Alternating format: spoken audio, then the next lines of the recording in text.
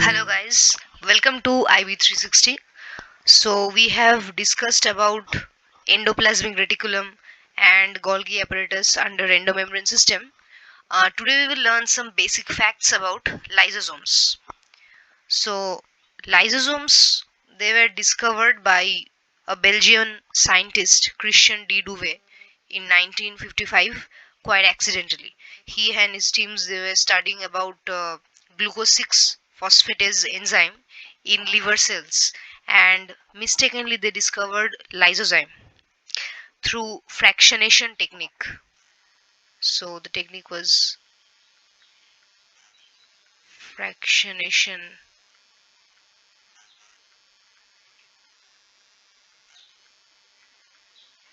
technique.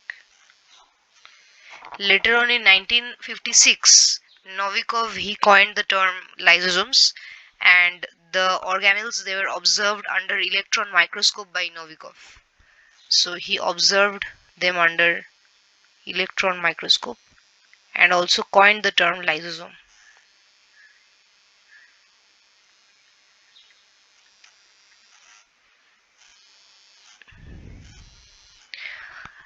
So lysosomes are small vesicles which are bounded by single membrane, very important, and contain hydrolytic enzymes. So this single membrane separates the hydrolytic enzymes from the rest of the content of the cell, and in a way protects the cell from getting digested by lysosomes. And about 50 different enzymes, they have been recorded till date, and these enzymes are usually sulfatases, proteases, peptidases, lipases, then acid phosphatases. And so these are called acid hydrolases. These enzymes, they are called acid hydrolases because they are functional at an optimum pH of 4 to 5. That means under acidic condition.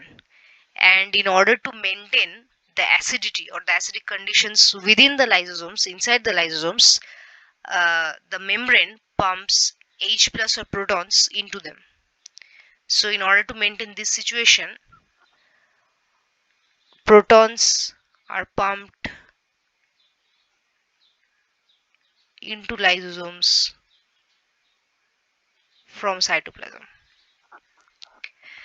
Lysosomes are also called suicidal bags, quite obvious, because of the presence of a large number of digestive enzymes or acid hydrolases in them. Only a thin membrane is separating the destructive enzymes from the rest of the cell.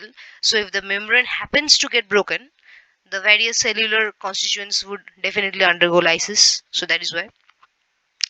And lysosomes, they are occurring in all animal cells except RBCs. So this is an important thing, that occurrence in all animal cells except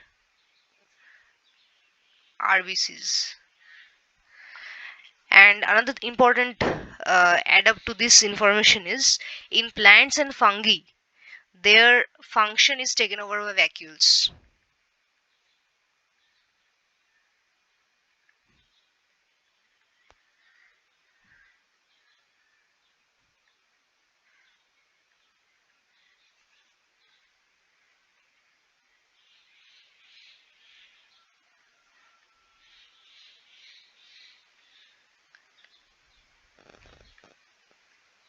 Okay, so these are some basic facts about lysosome.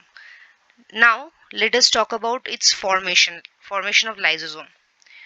In 1993, Mackamer, he suggested a way. He suggested a sort of mechanism. So he said that both the endoplasmic reticulum and the Golgi apparatus, they are involved in helping in the formation of lysosome. How exactly? So the precursors of hydrolytic enzymes are mostly synthesized at the rough endoplasmic reticulum. So these are the hydrolytic enzymes, you see. and they are transported towards Golgi apparatus through vesicles. So always these vesicles are there to separate the enzymes from the cytoplasm for obvious reasons. So through or via these vesicles, the RDR, the rough endoplasmic reticulum, transfers the hydrolytic enzymes towards Golgi apparatus, and Golgi takes in those material at its cis phase or the forming phase.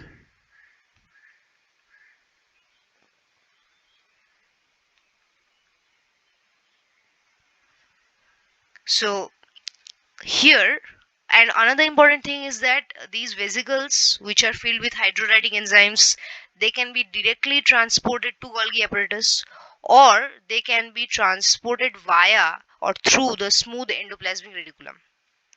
In any way, then in Golgi complex, the precursors are changed to enzymes. Like proinsulin is a precursor of insulin. I'm not here. I'm not talking about insulin. I'm just giving an example. Proinsulin is a precursor of insulin. Propeptide is a precursor of peptide. So similarly, inactivated enzymes are precursors of activated ones. So in a way to understand, we can see it like this, that the precursors of enzymes, which are or rather the raw material which is created in RDR, is transferred to Golgi apparatus, and they are activated, in a way we can say. They're matured. Then at the trans phase, so this is the trans phase or the maturing phase of Golgi apparatus. These are released. These hydrolytic enzymes, they are now matured, and then they are packed in larger vesicles and they are released. Now, Golgi vesicles are joined by endosomes. These are the endosomes and these are the phagosomes. So these will be joined and then they will form lysosome. So what is the pathway? First we have a precursor of hydrolytic enzyme, which is found in RDR, or rather which is made in RDR, synthesized in RDR. So this precursor will travel to the cis phase of Golgi, and there it will get matured and processed, and at the trans phase it will be released in the form of phagosome.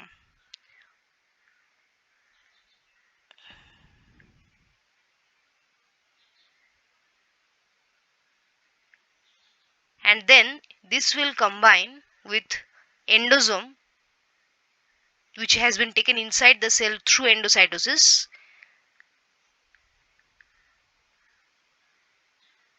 and this will result in the formation of lysosome. So this was proposed by Macimer in 1993, and this is known as the GERL system. Okay, now let us talk about the various types of lysosomes. Lysosomes, they are mainly of four types. So they pass through various stages in the same cell, and this phenomenon of lysosome, that is known as polymorphism.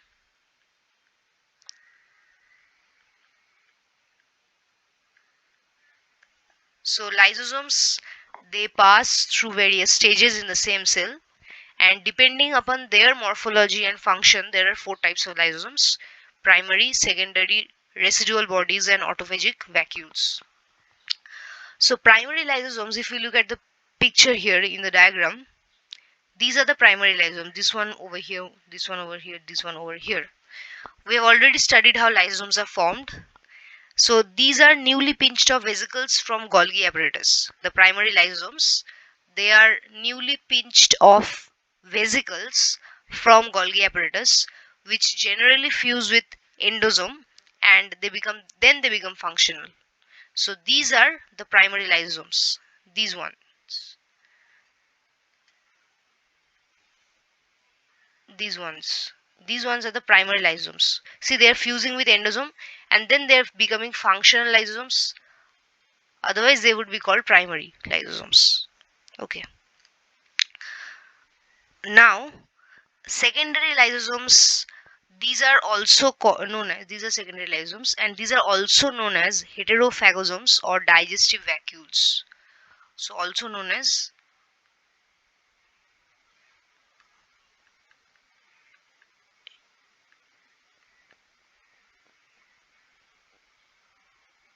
heterophagosomes or digestive vacuoles. Okay, and a secondary lysosome is formed by the fusion of food containing phagosome with lysosome. So lysosome, which already contains the hydrolytic or digestive enzymes, after it has fused with food containing phagosome, then inside the secondary lysosome digestion will occur, and the digested food will pass out into the cytoplasm, and finally the secondary lysosome is left with undigested food. So what is the flow chart we can create here is, first we have our our phagosome, which is food containing or food laden, combining with lysosome, which has the hydrolytic enzymes in it. So that results in digestion of the food particles. And then the food passes out. So one thing happens after digestion happens. One is the food passes out to cytoplasm,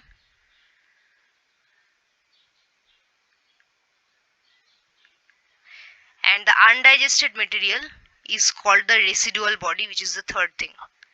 Undigested material. So see, first we have the primary lysosomes, which where these structures they combined with endosomes and they formed functional ones, which are secondary lysosomes. This functional lysosomes where digestion is taking place. After digestion has taken place, the food materials, the nutritions, which are the important beneficial things, they pass out into cytoplasm, and they are utilized by various constituents of cytoplasm, used up in various metabolic activities and all. Finally, whatever is left behind, the undigested material, that is the residual body. That is the residual body. So that is why at the very beginning I mentioned one thing, that lysosomes, they are passing through various stages. It's not like they are existing simultaneously. Rather, they are individual lysosomes, they are passing through various stages, and this is the polymorphism phenomena, which is the basis of these divisions, these classification. Finally, we have autophagic vacuoles. One more thing about residual body is that since they are nothing but cellular debris, so they would be extruded out to the ECF, the extracellular fluid, the external environment, and that would be done by exocytosis or ephagy. So one more important term is exocytosis or ephagy. So that is the cell vomiting process. Through this, the residual bodies, whatever they are there, they would be extruded out to the ECF. Now we have autophagic vacuoles. Now autophagic vacuoles, they are produced by fusion of a number of primary lysosomes around worn out or degenerate intracellular organelles. Like in this diagram you see, we have the ER, which is kind of enveloping mitochondrion. This mitochondrion must be worn out. So this wrapping is done, and then the cell debris is digested because it is useless now. It is useless now to the cytoplasm, so it is digested, and this is a disposal mechanism. So from this perspective, the lysosomes, they are also called disposal bags or disposal units, because in a way they are helping in kind of disposing the unnecessary or useless constituents of cytoplasm. So they are the recycling centers inside the cell. Now, besides removing worn out organelles, the old or diseased cells, autophagic vacuoles are also used in removing internal obstructions, and sometimes they are also providing nourishment to the cell itself, especially during starvation when there is scarcity of nutrition availability to the cell. Okay, so one thing we saw is lysosome, there are suicidal bags. Second, they are undergoing polymorphism. Third, they are helping in disposal. Fourth, they are recycling centers. And five, they are providing nourishment to the cell during starvation.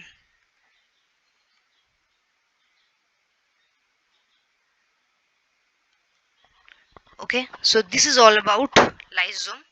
Thank you guys, and like the video, subscribe our channel IB360 for more. Till then, stay safe. Thank you.